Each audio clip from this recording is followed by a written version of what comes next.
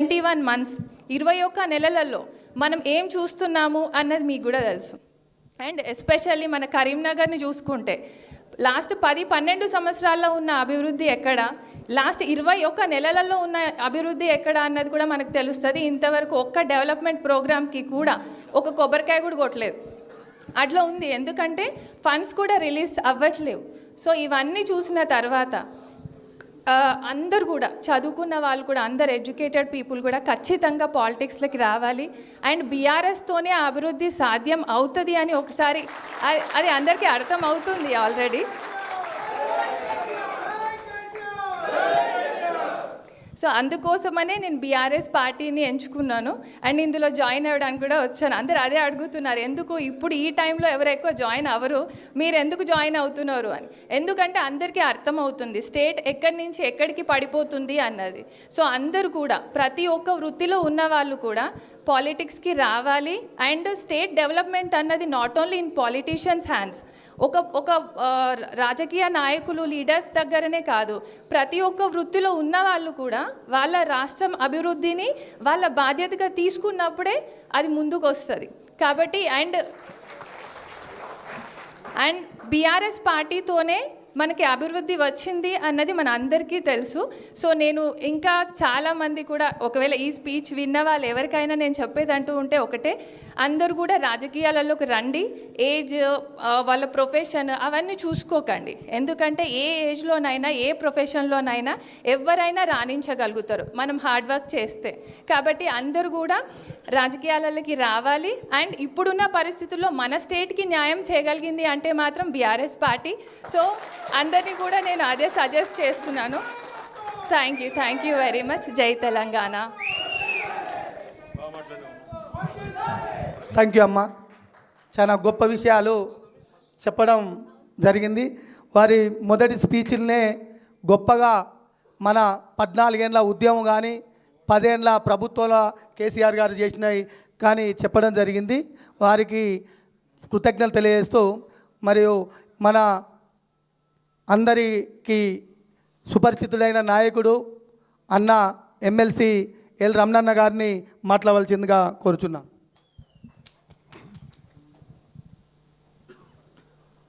తెలంగాణ రాష్ట్ర తెలంగాణ భవన్లో ఈరోజు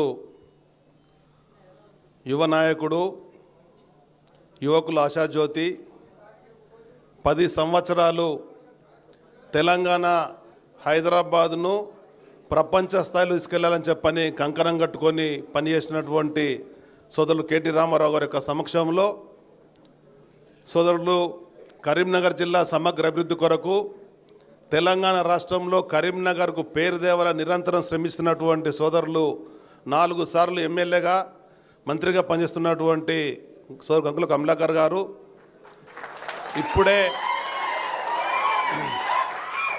తొలి ప్రసంగంలోనే ఈ వారం ఎన్డీటీవీ యువ అనేటువంటి కార్యక్రమాన్ని తీసుకొని కేటీఆర్ గారి యొక్క అద్భుత స్పీచ్ ఇచ్చినటువంటి దానికి అనుగుణంగా పాటలు చేరుతున్నటువంటి శ్రీమతి గౌతమి రెడ్డి, శ్రీ రోహిత్ రెడ్డి, ప్రముఖ వైద్యులు, వారి పిలుపు మేరకు ఈరోజు వారి ప్రసంగం ద్వారా యువకులకు అవకాశం ఇస్తే ఏ విధంగా ముందుకెళ్ళగలుగుతారో వారు ఆత్మస్థైర్యంతో ఒక నిర్భయంగా మాట్లాడినటువంటి వారికి నేను ఏ విధంగా కరీంనగర్ జిల్లా పార్టీ ప్రెసిడెంట్గా ఉండి గంగుల కమలాకర్ గారికి వెన్నుదన్నుగా ఉండి ప్రోత్సహిస్తే ఏ విధంగా ఎదిగిండో అదేవిధంగా గంగుల కమలాకర్ గారి యొక్క అండదండలతోని సోల్ కేటీ రామారావు యొక్క పూర్తి ఆశలతో గౌతమి రెడ్డి గారు ఈరోజు ఉన్నటువంటి మహిళా యువ నాయకురాలుగా ఎదగాలని చెప్పని మనసారా కోరుకుంటూ కార్యక్రమిస్తున్నటువంటి హరిశంకర్ గారు, వేదిక మీద పెద్దలందరికీ, పాల్గొన్నటువంటి ప్రతి ఒక్కరికి, కుటుంబ సభ్యులకు ధన్యవాదాలు, నమస్కారాలు. చాలా సంతోషం. 2001లో తెలంగాణ సాధించాలనే ఏకైక లక్ష్యంతో పెద్దలు కేసీఆర్ గారు కరీంనగర్లో సభ పెట్టి 14 సంవత్సరాలు నిరంతరం శ్రమించి తెలంగాణ వారందరినీ కూడా జాగృతపరిచి ముందుకు తీసుకున్న తరుణంలోనే సాధించుకున్న తెలంగాణలో 10 సంవత్సరాలు మనిషినటువంటి పనులు కూడా చెప్పడం జరిగింది. ప్రధానంగా మనం గమనించేటువంటిది తెలంగాణ అనేది ఎగువ ప్రాంతం, అటు గోదావరి కానీ కృష్ణ కానీ, అటువంటి ఎగువ ప్రాంతంలో వ్యవసాయానికి ఇబ్బందులు పడుతున్నటువంటి పరిస్థితి. ఒకనాడు ఉమ్మడి ఆంధ్రప్రదేశ్లో 90లో చూసినట్టయితే ప్రభుత్వ ఉద్యోగులకు జీతాలు చెల్లింపలేనటువంటి పరిస్థితులలో ఆర్థిక సంక్షోభంలో ప్రభుత్వాలు ఉండే. కానీ పెద్దలు కేసీఆర్ గారు ముందు చూపుతోని ప్రపంచంలో వస్తున్నటువంటి మార్పులకు అనుగుణంగా ఏ రంగాలలో మనము అనుభవించుకొని ముందుకెళ్తే బాగుంటుందని చెప్పని యువ నాయకుడైనటువంటి కేటీఆర్ గారి చేతిలో ఐటీని కానీ ఇండస్ట్రీని కానీ మున్సిపల్ కానీ పలు ప్రభుత్వ శాఖలను అప్పచెప్తే ప్రపంచ స్థాయిలో ఇవాళ హైదరాబాద్లో టీ హబ్ కానీ అమెజాన్ కానీ వచ్చింది అని చెప్పంటే కేసీఆర్ గారి యొక్క ముందు చూపు, కేటీఆర్ గారి యొక్క సమర్థత అని చెప్పని మీకు మనవి చేస్తున్నా. దానికి అనుగుణంగా తెలంగాణ రాష్ట్రంలో ఉండేటువంటి చివరి భూమి ఎకరం ధర ఆనాడు 2014లో కేవలం 2-3 లక్షల రూపాయలు ఎకరం ఉండేటువంటి పరిస్థితి. అయినా కొనేటువంటి పరిస్థితులలో లేనటువంటి కాలంలో ఈరోజు ఉన్నటువంటి ఆ 10 సంవత్సరాల పరిపాలించినట్టయితే చివరి ఎకరం ధర భూమి 20 లక్షలు పలికింది. అది కూడా ఇప్పుడు అమ్ముదాం అనుకుంటే వెనువెంటనే అమ్మేటువంటి పరిస్థితి ఉండే. అంటే ఏదైనా కుటుంబ అవసరాలకు తీర్చుకునేట్టు ఒక ఆత్మస్థైర్యాన్ని కలిగించినటువంటి నాయకత్వం కేసీఆర్ గారు, మంత్రివర్గం అని చెప్పని కూడా మీకు మనవిస్తున్నా. అటు హరీష్ రావు గారు కానీ అక్కడ ఉండేటువంటి సహచర వాళ్ళకు ఉండేటువంటి క్యాబినెట్తో కూడా నిరంతరం శ్రమించినటువంటిది. 2 పర్యాయాలు మనకు అవకాశం వస్తే దానికి అనుగుణంగా ముందుకెళ్ళినటువంటిది. సోదరులు కంబాకర్ గారు ఇచ్చినటువంటి శాఖను పరిచినట్టయితే దానికి అనుగుణంగా అనేక సంస్కరణలు తెచ్చి ఎవరెవరికి అవకాశం ఇచ్చినా కానీ వాళ్ళు దానికి అనుగుణంగానే పెద్ద ఎత్తున పనిచేయడం వల్ల తెలంగాణ ప్రభుత్వానికి దేశంలోనే జీడిపిలోనే కానీ కరెంటు వినియోగంలోనే కానీ ఆదాయంలో కానీ నెంబర్ 1 వచ్చింది అని చెప్పంటే కేసీఆర్ యొక్క సమర్థవంతమైనటువంటి నాయకత్వం అని చెప్పండి మీకు మనవిస్తున్నా. కానీ 3వసారి ఈ దేశంలో వివిధ రాష్ట్రాల్లో కొన్ని చోట్ల మాత్రమే అవకాశం ఇచ్చిన ప్రజలు.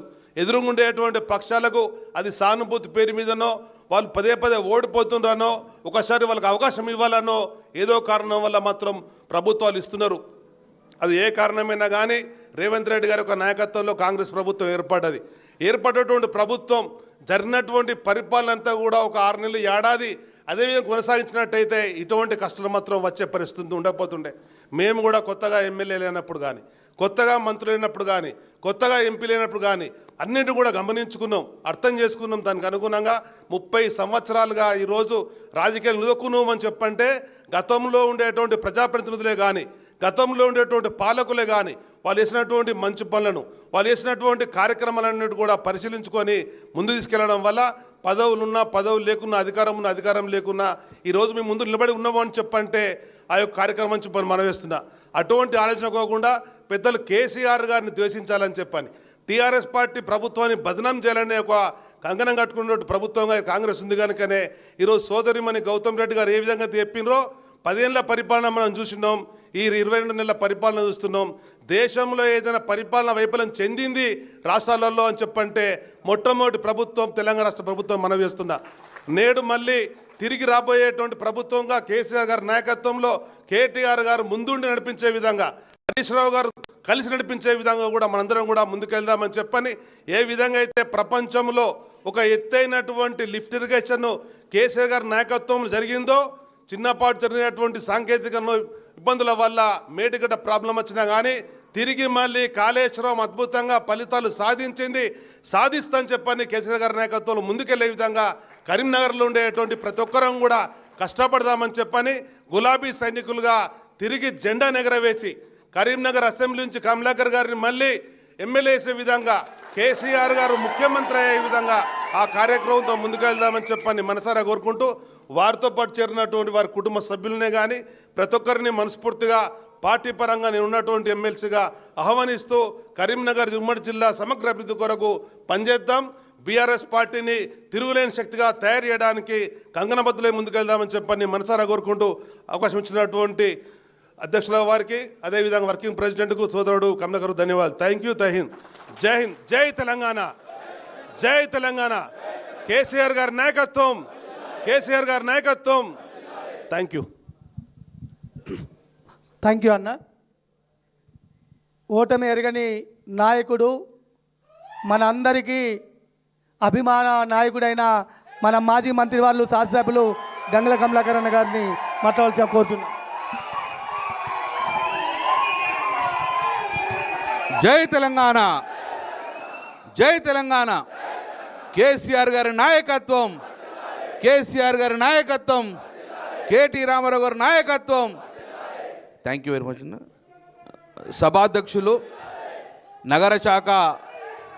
నగర బీఆర్ఎస్ శాఖ అధ్యక్షులు చెల్ల హరిశంకర్ గారు ఈరోజు తెలంగాణ తీసుకొచ్చిన కేసీఆర్ గారు గాడ్ ఆఫ్ ద తెలంగాణ అయితే, రాబోయే కాలంలో ఈ స్టేట్కు, ఈ రాష్ట్రానికి ఫ్యూచర్ ఆఫ్ ద ఐకాన్ ఎవరు ఉన్నారంటే కేటీ రామారావు గారు. గాడ్ ఆఫ్ తెలంగాణ కేసీఆర్ అయితే, ఫ్యూచర్ ఆఫ్ తెలంగాణ మన కేటీ రామారావు గారు.